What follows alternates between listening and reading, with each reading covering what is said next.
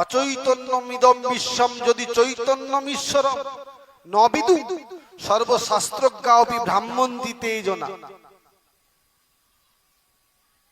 আমরা সবাই অচৈতন্য অবস্থায় রয়েছি।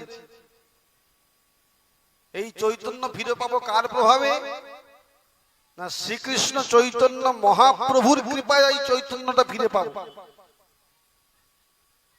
সেই শ্রীকৃষ্ণ চৈতন্য মহাপ্রভুর কৃপা হলে তখন তাকে যদি আমরা হৃদয়ের মধ্যে স্থান দিতে পারি, তাহলেই আমাদের এই ভব সংসার থেকে উত্তীর্ণ হয়ে ভগবানের ভগবত ধাম যাত্রা করতে পারবো। সেই জন্য শাস্ত্রে বহু মহাজন বহু ভজন গীতি গিয়েছেন, বলছেন কি, এসো মম রীতি মন্দিরে শ্রী গৌর হরি, পঞ্চতত্ত্ব রূপে তোমায় দেখবো আমি নয়ন ভরি। পঞ্চতত্ত্ব রূপে তোমাকে আমি দিব্যতি দিব্য দর্শন করবো হৃদয়ের মধ্যে।